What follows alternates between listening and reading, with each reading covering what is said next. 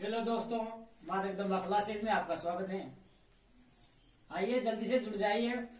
आज मैं आपको पढ़ाऊंगा क्या व्यंजनों का वर्गीकरण। व्यंजनों का वर्गीकरण में हम क्या पढ़ेंगे? व्यंजनों का वर्गीकरण किसके आधार पर करेंगे? हम घोष या कंपन के आधार पर। किसके आधार पर करेंगे? घोष या कंपन के आधार पर। घोष का मतलब क्या होता है? यहाँ टॉपिक डालो आप, वर्गीकरण किसका? व्यंजनों का। व्यंजनों का वर्गीकरण। व्यंजनों का वर्गीकरण किसके आधार पर? घोष या कंपन के आधार पर। किसके आधार पर? पहला वर्गीकरण डालो यहाँ, और घोष या कंपन के आधार पर।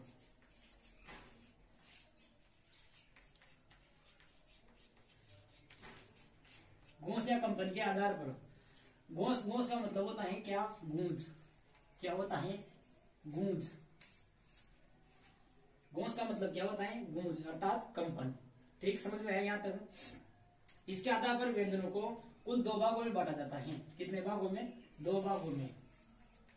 दो भाग कौन कौन से है दोस्तों? एक तो है अपना अघोष। कौन सा? अघोष। आप टेंशन नहीं ले, इनका अर्थ इनमें छुपा हुआ है। याद कराने का तरीका बताऊंगा अभी आपको। कौन सा? अघोष। एक सघोष, घोष या सघोष। सघोष, घोष या सघोष।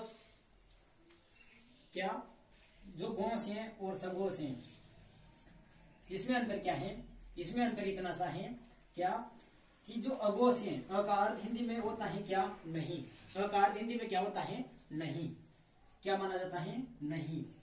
ठीक। और घोष मैंने क्या बताया? मैंने आपके लिए कंपन।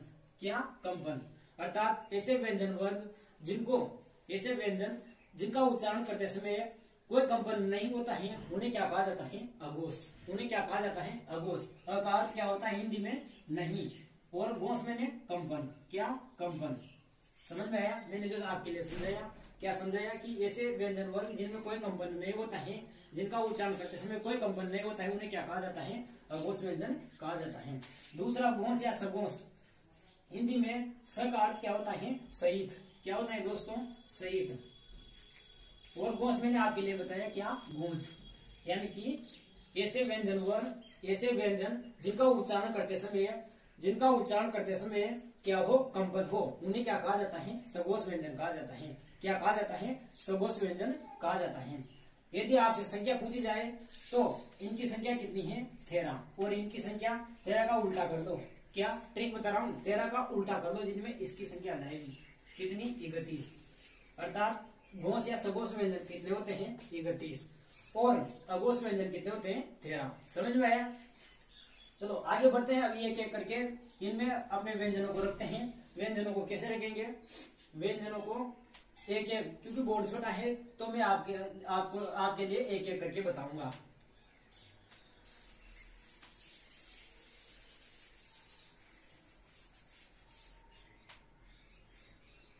पहले किसके आधार पर पढ़ेंगे हम?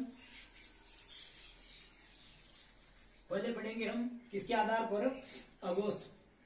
कौन से व्यंजन? अघोष व्यंजन। अघोष व्यंजन कौन कौन से होते हैं? तो इसकी एक ट्रिक चलती है। क्या ट्रिक? सुनो आप, ट्रिक है इसकी। ट्रिक क्या है? ट्रिक ये है इसकी कि 12 साल का विश्राम अघोषित। क्या? अघोषित। क्या बताया मैंने? 12 साल का विश्राम अघोषित। 12 साल का यानी कि प्रत्येक वर्ग का क्या मैंने क्या बताया? यहाँ जो 12 लिखा दोस्तों, ये इस 12 से तात्पर्य क्या है? 12 से तात्पर्य कि प्रत्येक वर्ग का पहला। कौन सा? पहला। प्रत्येक वर्ग का यानी कि हिंदी में कितने वर्ग है? कुल 5 वर्ग हैं। पांचों वर्ग में 5-5 व्यंजन होते हैं। पांचों वर्गों में 5-5 व्यंजन होते हैं, अर्थात 25 व्यंजन होते हैं। उनमें से मैं प्रत्येक वर्ग का पहला व्यंजन ले रहा हूं, यानी कि क, च, ट, त और प। ठीक। प्रत्येक वर्ग का पहला कौन कौन से होते हैं बताता हूं। क, च, ट और त। त और प। समझ में आया? प्रत्येक वर्ग का पहला है। ठीक, दूसरा प्रत्येक वर्ग का कौन सा? दूसरा। दूसरा जानते हो आप क्या है? इनके बाद क ख और च के बाद छ और ट के बाद ठ और त के बाद थ और प के बाद फ। समझ में आएंगे? यहाँ तक प्रत्येक वर्ग का पहला और दूसरा व्यंजन इसमें आते हैं। कौन से में? अघोष में। इसके बाद साल। साल से तात्पर्य क्या है? अपने साल से तात्पर्य है क्या? आपके कौन से व्यंजन? आपके अंतस्थ व्यंजन। कौन से? श का तात्पर्य यानी कि साल का तात्पर्य क्या है दोस्तों? आपके ऊष्म व्यंजन। कौन से? ऊष्म। कौन कौन से? एक तो आपका शकार और ये शकार और ये शकार। समझ में आया दोस्तों? क्या बताया? 12 साल का विश्राम से यानी कि साल से क्या बनेगा आपके? क्या? ऊष्म व्यंजन। कौन कौन से? श और शकार। समझ में आएगा? तक आगे 12 साल का विश्राम अघोषित। अघोष से आपको पता चलेगा क्या? क्या पता चलेगा? अघोष से, अघोषित से आपको पता चलेगा कि ये व्यंजन कौन से हैं? अघोष। कौन से? ये व्यंजन अघोष। ठीक, समझ में आएगा? तक तो मैंने क्या समझाया आपके लिए? अभी अघोष व्यंजन समझाए, यानी कि व्यंजनों के दो प्रकार देखे थे। किसके आधार पर? गूंज या कंपन के आधार पर। गूंज या कंपन के आधार पर दो प्रकार देखे थे, एक तो अघोष और एक सघोष। सघोष में मैंने जो सघोष थे वो तो मैंने आपके लिए बताए नहीं, केवल मैंने अघोष बताए। अघोष में ट्रिक बताए क्या? 12 साल का विश्राम अघोषित। ठीक, 12 साल यानी कि प्रत्येक वर्ग का पहला, यानी कि ये पहला, प्रत्येक वर्ग का दूसरा, ये दूसरा। ठीक, और साल से तात्पर्य आपके ऊष्म व्यंजन श और स। इसमें हकार नहीं गिना जाएगा। ठीक दोस्तों, अघोषित से पता चलेगा क्या कि व्यंजन कैसे हैं? अघोष। अब मैंने कितनी संख्या बताई थी इनकी? 13। गिन लो, यानी कि कितने हो गए? ये 10 तो ये हो गए। कितने? 10 10 और 3 ये हो गए। समझ में आया? 10 तो ये हो गए, 10 और 3 कितने हुए दोस्तों? 13। समझ में आएगा तब? ठीक, आगे बढ़ते हैं।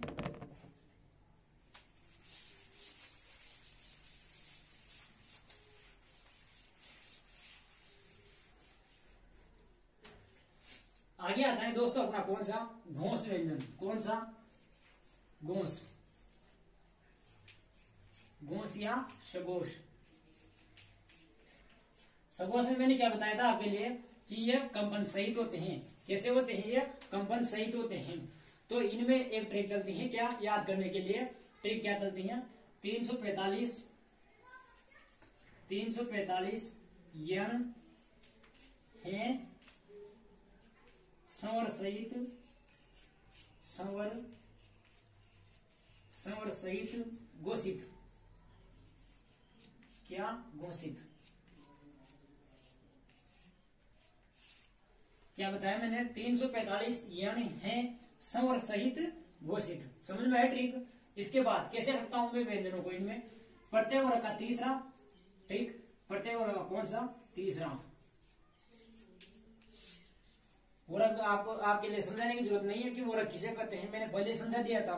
ठीक, तो प्रत्येक वर्ग का कौन सा व्यंजन? तीसरा व्यंजन। ठीक, प्रत्येक वर्ग का कौन सा? चौथा व्यंजन। ठीक दोस्तों, प्रत्येक वर्ग का चौथा व्यंजन और प्रत्येक वर्ग का 5वां व्यंजन, यानी कि पंचमाक्षर जिसे बोलते हैं। कौन सा? 5वां। मेरे ख्याल से पूरे 25 के 25 व्यंजन यहाँ आ चुके अपने। ठीक, कैसे? क्योंकि प्रत्येक वर्ग का पहला दूसरा किसमें ले लिया था हमने? प्रत्येक वर्ग का पहला दूसरा अघोष में ले लिया था, और प्रत्येक वर्ग का तीसरा और चौथा और बचे हुए 5वां जो हमने अभी घोषित वर्णों में ले लिए। समझ गए? इसके बाद यण से आपका तात्पर्य क्या? अंतस्थ व्यंजन। कौन कौन से? एक तो आपका ये, ठीक, और एक आपका य, र, ल और व। समझ में आया? कौन सा? अंतस्थ व्यंजन। कौन कौन से? य, र, ल, व। समझ में आया? 4 यहाँ आ गए। और यहाँ क्या बता रखा है? संवर सहित घोषित, यानी कि इसमें पूरे 11 के 11 संवर भी माने जाएंगे। समझ में आया? 11 के 11 संवर भी किसमें गिने जाएंगे? घोष में या सघोष में गिने जाएंगे। समझ में आया? मैंने इनकी संख्या कितनी बताई थी? 13 का उल्टा कितना बताया था? 31। अर्थात संख्या कितनी हुई? 31। 31 में आप इनको गिनो एक बार, प्रत्येक वर्ग का तीसरा, चौथा, पांचवा, यानी कि 15 तो ये हो गए। एक वर्ग में 5 यानी कि 15 तो ये हो गए। ठीक, 15 4 कितने हो गए दोस्तों? 15 4 19 हो गए।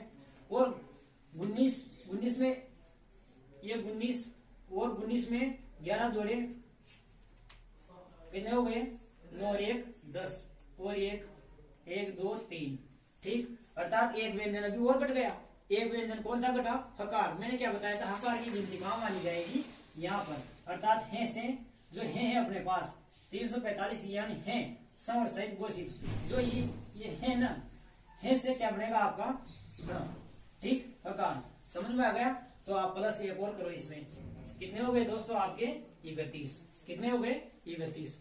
आशा करता हूं मेरे द्वारा दी गई जानकारी आपके समझ में आ गई होगी।